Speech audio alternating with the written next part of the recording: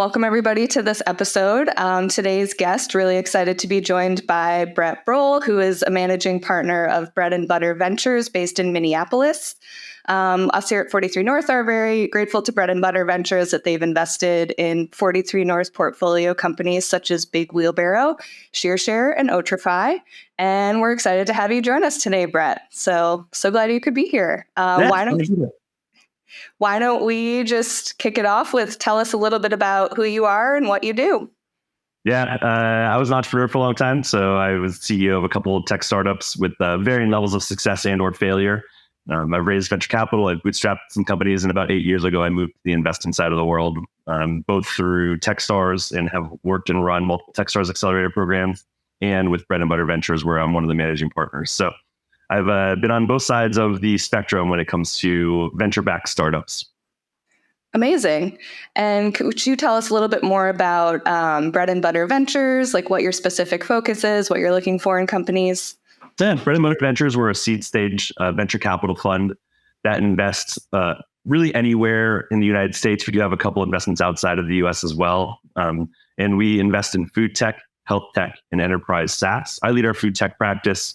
It's software, tech-enabled hardware, biotech. So we're not investing in consumer products or ag inputs. And our health tech practice is really digital health. We don't do pharma. We don't do med device. And then enterprise SaaS, a couple focus areas in the enterprise SaaS space. I love stuff that's unsexy, like manufacturing, supply chain. My partner, Mary, leads our health tech practice. She's really interested in future of work things on the enterprise SaaS side, but we're open to it. What we're really trying to do is, in Minnesota, we have a lot of major enterprises that are focused on health and food. And so we leverage the local strengths that we have here in Minnesota to add value to our portfolio companies and also to the fund. And so that's why we picked those three verticals and why we've built some expertise around those three spaces. That's awesome to hear. It's really cool, like how you mentioned that you're kind of leading into the strengths of your city and your state and what is in existence there already. We talked about this a little bit the other day. We had a conversation, but I'm curious for our listeners, like as you've seen when you visited 43 North in Buffalo, we're more of an emerging tech hub, probably a few years behind where Minneapolis is at the moment. I'm curious the advice you would give to us here in Buffalo and at 43 North, kind of what I wish I knew then before you reached this point with the city and the tech hub you're in right now. I guess the first thing I would say is that stick with it. The continue to do it. Entrepreneurship is incredibly important and vital to any ecosystem. It's how new things are created. If you look at the trends of how long companies last on the Fortune 500 list, it has been cut in half over the last 30 or 40 years. I don't know the exact time frame, but so the amount of time big companies stay big is getting shorter and shorter, which means that new companies that are being started today are going to be the Fortune 500 companies of the future. And so you don't do that unless you have some intentionality behind it. So continue to be intentional around working to build a strong entrepreneurial ecosystem. That's very, very important. Then I do think it's something that, we mentioned already, is like, what does Buffalo have that's special? Like, what makes Buffalo special? What expertise do you have? Lean into that. If you try to be, especially I think if you're an emerging market, if you try to be everything to everyone, it's really difficult to get your name out there, to stand out, to be special. And so start with leaning into those couple of things that you're great at, that you have history around, that you have expertise around, and really push towards those arenas in those areas. And I think that'll help move you faster. It's like when you talk to a startup, if a startup's working on 17,000 different things at the same time, they just don't have the resources or the time, and they're not going to be good at any of them. But if they focus on the one or two things that they're great at, they're going to make progress and they're going to have a chance to succeed. Wonderful. It's great advice. What was your overall perspective of where Buffalo is at now and 43 North during your visit? I was really impressed by the companies that I had a chance to interact with and meet with at 43 North. So really high quality companies, really high quality startups, great founders, good ideas, super investable. So I think that was, sometimes you go and speak, you'll meet an incubator, accelerator, competition winners, and it's a mixed bag. You don't know what you're going to get with the startups. And I was genuinely impressed with all of the founders and the companies that I had the opportunity to meet with. And so that was wonderful. And really made me feel good about the selection process that you all have and how you decide and how you choose what companies to invest in. from a city perspective, I was actually this is my first time ever going to Buffalo. So I'd never been to Buffalo before. And it was a bigger city than I expected. That was my, my expectations. I don't know what I had in my mind as far as how big of a city it would be. And like the downtown itself was, there was bigger downtown. There was more stuff going on. There was more activity than what was in my mind. I was expecting a little bit smaller city. So that was like my initial impression of the Buffalo startups that were going through the 43 North program and just Buffalo as a city in general, with the picture I had versus the reality. Yeah. So that's great to hear. And we're excited you got to try some chicken wings as well while you were here and missed the snow, which is really the two things people think of when they think of Buffalo outside of sports is snow Buffalo and chicken. Is very warm. It's a very warm city. Right? You get to go to, I was nice to just get to an environment that was, a little bit warm, and, you could take off a layer rather than, what we have to do here. Yeah, that is our strong suit, as some would say. Amazing. So while you were here, you participated in a fireside chat in front of a literal fireplace, which I know you were excited about. You gave a really great presentation to some of our companies entitled 21 Ways to Kill Your Company, which I just love that title. It's so unique, and I think just really speaks to what's important to you as an investor looking at these companies. So let's dive into a few of those. First of all, in talking about investors, you mentioned you've been on the cap table longer than the average marriage for some of these companies. So could you just speak to that a little bit more, and just what founders should be thinking about when they're looking at bringing folks onto their cap table? Yeah, I think that founders forget that once you put somebody on your cap table, it's literally impossible to get them off unless they do something illegal or they want to come off your cap table. And so when you invest at early stages like I do, seed stage, pre-seed, we don't have successful outcomes for 7, 8, 9, 10 years, on average, 8-ish years. You just don't. And so I'm on a cap table. The average marriage in the US lasts about 7.5 years right now, or last time I checked. I'm on a cap table longer than that on average. I'm on a cap table for about 8 years on average. And you wouldn't get married without really knowing, hopefully you wouldn't get married without really knowing the person you're getting married to. And same thing. And so founders, you were so used to having diligence done on us as founders. We need to make sure that we're doing our diligence on the investors that you're going to bring in. And so that's the point of that comment that I make of the statement is do your diligence, understand who you're putting on your cap table. Make sure that it's not just the money, that it's like a strong cultural fit, that, culture is super important within your organization. It's a strong cultural fit with your investors, your advisors. Make sure that you have the same vision for your company. There's not a wrong or right on what your vision is. Maybe you want to, build it to a $5 million company and then flip it 2 years later. Like, that's okay. That can be life-changing money for an entrepreneur. That's not going to work for a institutional venture capital fund, and they're not going to be happy with that outcome. And if you know that right now, don't raise venture capital. Find different ways of financing. And so make sure that the vision for what you want to build and what you want to do is aligned, because that's where most of the issues really start from between investors and startups, is that there's a misalignment of culture or vision. That's where it starts most of the time. And so just do your diligence on investors. The best way to do that is talk to other founders they've invested in. Great. Yeah, I think that's a really great point. And it can be hard, I'm sure, for founders when they're fundraising, because it feels very, us versus them. I imagine like, oh, I want this investor to like me and invest in me. And it to your point, it really is a two-way street. Like, you as the founder really want to make sure that that investor is going to be a good fit for you as well. Yeah, I would say don't do it in the first meeting. Don't do it in the first meeting. Just like you probably don't ask somebody to marry you on a first date. So don't do it in the first meeting, but certainly before you close or you accept a term sheet from them, that's a great opportunity. When you're on meeting 2, 3, 4, whenever, when you're a little bit further down the line, it seems real. That's when you should ask. It's actually a good indicator of how serious they are about you as well. So if you ask, like on a third meeting, hey, it feels like we're getting close. I would love to talk to a couple of founders that you've invested in the past. But if they say no, then you're probably not as close as you might think. Wonderful. I want to go back to something you mentioned before, just about the culture fit. I think that's really interesting, especially from a founder perspective, trying to build a company and then thinking about what is the culture of your company. What advice would you have for founders? And is that something that's on the founder, or how do you view kind of the culture of a company being built? Yeah, I mean, culture is super important. I was telling a story to the 43 North founders about my last startup where I made some really bad decisions around culture. And I don't know if it's what killed the company, but it certainly did. It played a huge role in killing that company that was not successful. And it's the CEO's job, number one, to create culture. Founders, all founders for sure, but people look to the CEO, people look to that title. And culture doesn't just happen. You have to have intentionality behind creating a culture. And I want to be clear that culture isn't like drinking a beer at 4 o'clock on a Friday and having a ping pong table in your startup. Like, that's not culture. Like, that can be a part of it, I guess. But culture is like, in your interview process, it starts in your interview process, and you have you define your culture. This is our culture. This is what we are. This is how we work. This is when we work. This is how we take vacation. This is how we do this. This is how we do this. This is how we treat each other. This is how we talk to each other. This is like how we report.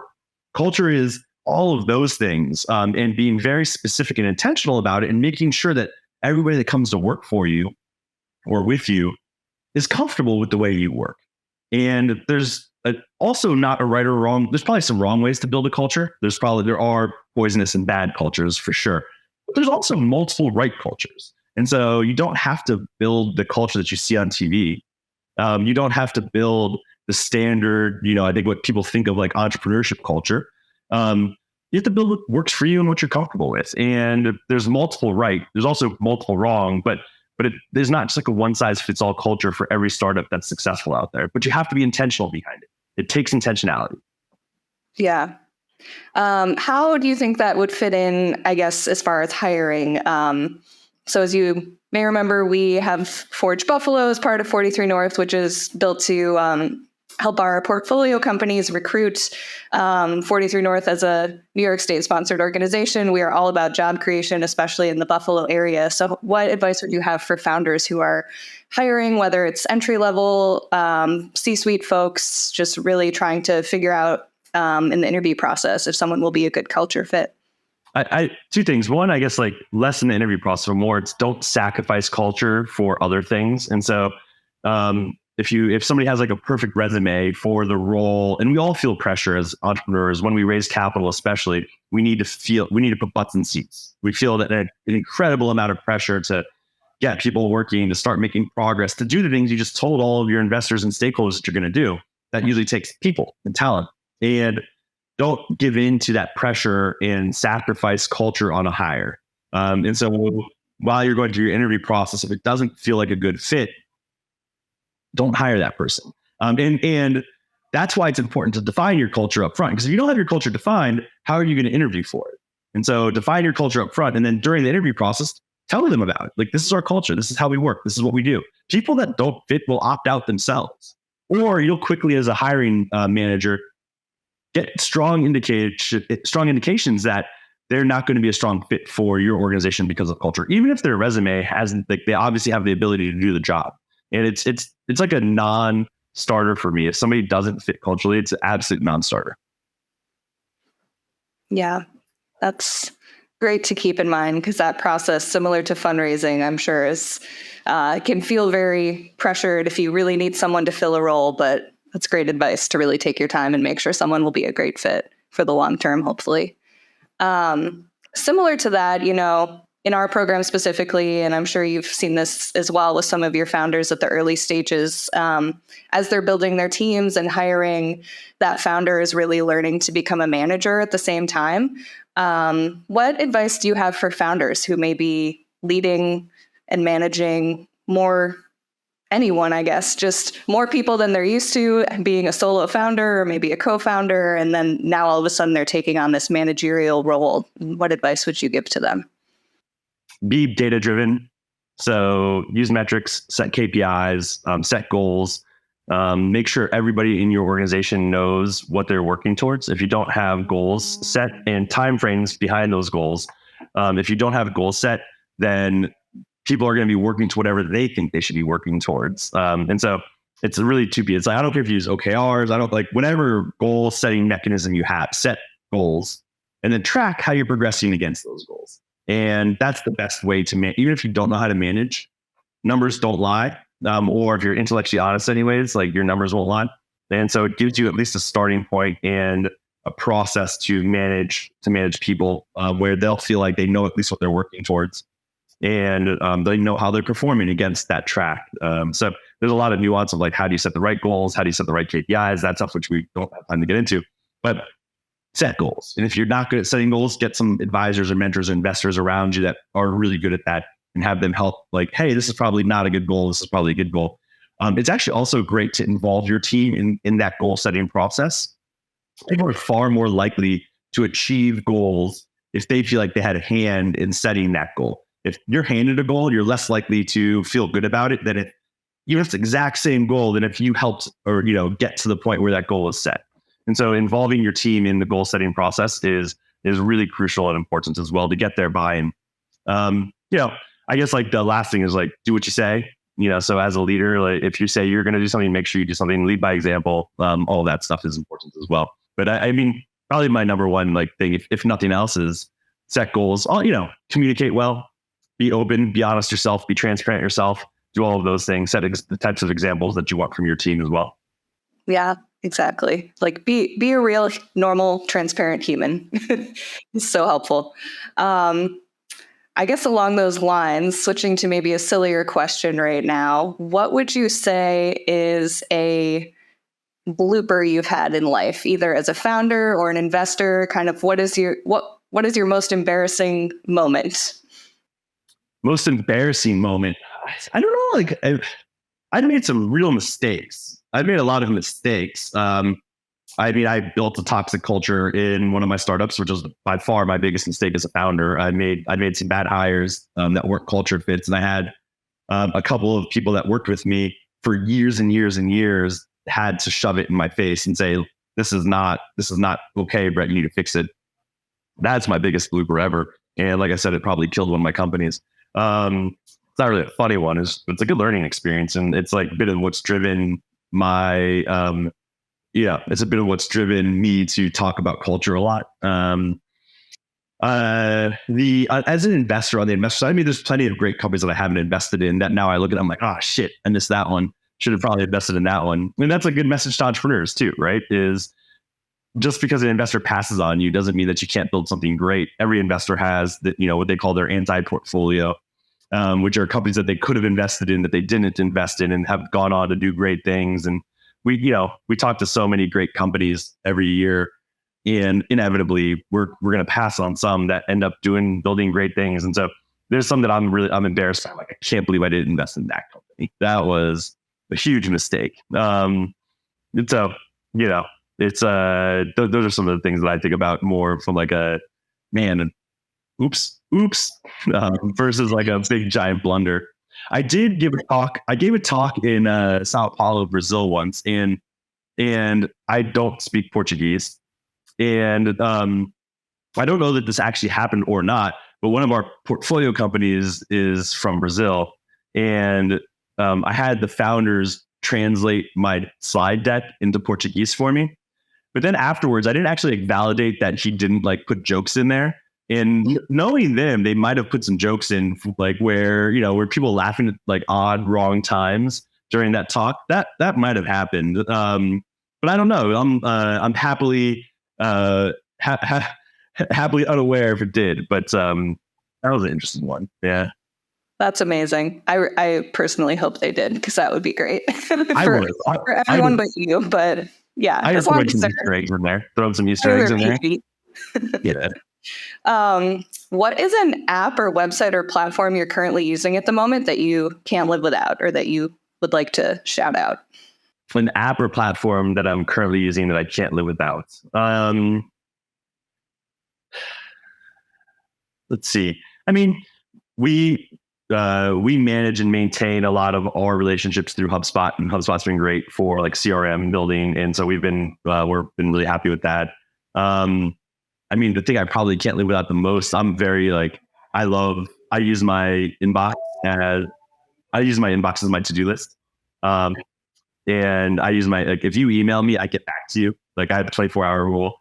I do zero inbox. And so honestly, the thing that probably runs my work life more than anything is my inbox. And so I don't think I could live without my email from a business perspective. Other than that, I'm not super tied to any of the software platforms we use. There's nothing I'm like, I can't live without it. Sure. Yeah, that's a great answer. Can confirm you are very fast at emailing back, which is much appreciated. All right, pivoting a bit to just a Buffalo follow-up question. So while you were here, I was told you do not love a fancy dinner. So we got some Buffalo bar food, which included pizza logs and chicken wings. What is your opinion on the famed Buffalo chicken wing? First of all, I just love the name Pizza Log. So I'd like to state that on the record that the name Pizza Log is phenomenal. Whether it tastes good or not doesn't matter. It's a pizza log, and you got to order that when you see that on a menu. On the buffalo wing, so here's my take on the buffalo wings. This is what I've decided, because I was going there and you got to go to this place or this place. It's the best one. It's the best one. I actually ended up going to two places because my flight got delayed the second day. And so I had time, and I popped into another place too, just to grab some quick food. And so I tried buffalo wings at two places while I was there. So I can honestly, I obviously didn't sample everywhere, but here's my take versus other metros. And I love buffalo wings. I love wings in general. And I eat them a lot. Walking away, I think that the difference between Buffalo and their wings and other metros and their wings is that my gut is that everywhere in Buffalo does a really good job with wings. And so they're all quite good. Whereas like in Minnesota, we literally have one spot that has good wings, and all the other places just don't get it right. They don't have the right sauce. They don't cook them correctly. They're not crispy enough. They don't have blue cheese, like whatever it is. Like there's the ones like the other metros I've been to just don't have the breadth or depth of great wing spots, where Buffalo, I feel like I could walk into a Starbucks and get great buffalo wings. They like just everywhere you go there is going to have a really, really solid good wing. So that's my observation. Okay. And do you have any food near you that is your kind of go-to food when folks visit? I think Minnesota's known, the two foods in Minnesota. When I moved here, I'm not from here. I grew up in Florida. But when we moved here, we're trying to figure out what is Minnesota known for. And the two things that Minnesota claims are, one is called hot dish, which is essentially casserole. So it's like hot casseroles, which is fine. Doesn't really excite me. The more exciting one is the Juicy Lucy. So Minnesota also claims the Juicy Lucy and is famous for a Juicy Lucy, which is a cheese stuffed burger. So it's a burger stuffed with cheese in it. And there's like 5 places that claim to have the original. I would say that the best, if you come to Minnesota, the best place to get a Juicy Lucy, I think rather undeniably, is a place called Matt's Tap. And it's a awesome dive bar that has great Juicy Lucy's. Amazing. That's a great name for, similar to Pizza Log, a Juicy Lucy is immediately, I'm just intrigued and I'm going to want to order that. Yeah. The other great thing, which you guys probably have there, maybe you don't, but we're in Dairyland here, and fried cheese curds are amazing, and they're amazing here. Like the fried cheese curds at the Minnesota State Fair the Minnesota State Fair is its own thing in general, but the fried cheese curds are amazing. That's great. Gonna have to plan a trip just around those foods, I think. So before we let you go, just would love to hear if there's anything that we and our listeners can do to help you at the moment, and then where we can find you, Twitter, website, etc. Yeah, you can check out our website, breadandbutterventures.com. We actually, all of us, everybody at Bread and Butter Ventures does open office hours every Friday. So anybody from anywhere in the world can grab time with myself, Mary, or Steph. And we do them every Friday. So please feel free to do that if you ever want to talk to us. There's links to sign up for those. I'm on Twitter is probably where I'm most active in the social, Twitter and LinkedIn. If you want to follow me on Twitter or LinkedIn, it's just Brohl with both of those. So those are where I'm probably most active. I also do have a YouTube channel where I do a bunch of really short clips for entrepreneurs, where they're like usually 2 to 4 minute videos that walks through a entrepreneurial best practice. So we try to make it super actionable. Here's one thing you can do to be a better entrepreneur. And so if you're interested in more tips or advice, check out the YouTube channel as well. It's called Brett's Brain. Love the alliteration. All right. Well, thank you so much again, Brett, for joining us. It was great to have you, and we look forward to either seeing you in Minnesota or having you back to Buffalo soon. Awesome. Thanks so much for having me.